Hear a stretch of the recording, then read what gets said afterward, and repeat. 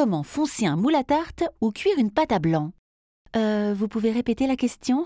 Pas de panique, je vous explique. Foncer un moule, c'est tapisser l'intérieur avec de la pâte afin de créer un fond prêt à recevoir des ingrédients. Et cuire à blanc signifie cuire ce fond de pâte sans ingrédients. C'est plus clair maintenant? Allez, on passe à la pratique.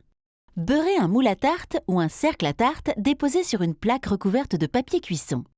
SOS astuce, le démoulage de la tarte sera plus facile avec un cercle à tarte ou un moule à fond amovible.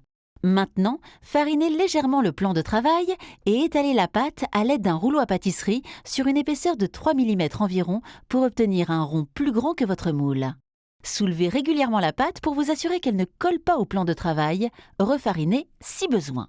SOS astuce, cette étape doit se faire le plus rapidement possible pour éviter que la pâte se réchauffe et devienne trop molle. Pour la mettre dans le moule sans l'abîmer, enroulez-la autour du rouleau à pâtisserie. Déroulez au-dessus du moule et faites-la descendre en la faisant glisser délicatement avec les doigts sur le bord. Coupez l'excédent de pâte en passant le rouleau à pâtisserie sur la bordure du moule, puis appuyez légèrement la pâte sur les bords, sur tout le tour. SOS astuce, pour un résultat comme les pros et un bord parfaitement net, passez la lame d'un petit couteau presque à l'horizontale en vous appuyant sur le bord du moule pour égaliser le niveau de la pâte et couper les millimètres en trop. Piquez la pâte à l'aide d'une fourchette. Pour la cuisson à blanc, réservez la pâte dans le moule au réfrigérateur pendant au moins 30 minutes, ce qui évitera qu'elle ne se rétracte à la cuisson. Placez du papier sulfurisé sur la pâte et remplissez de billes de cuisson ou de légumes secs. Mettez à cuire à 180 degrés pendant environ 10 minutes si la pâte est ensuite recuite avec sa garniture. Si la garniture est ajoutée après la cuisson, faites cuire la pâte toujours à 180 degrés pendant 30 minutes ou jusqu'à ce que la pâte ait une belle couleur dorée.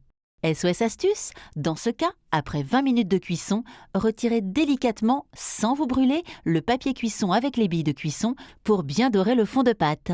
Si vous utilisez un cercle, retirez-le aussi pour bien colorer les côtés. Quand la pâte est cuite, laissez-la refroidir sur une grille. Une fois refroidie, vous pouvez la garnir.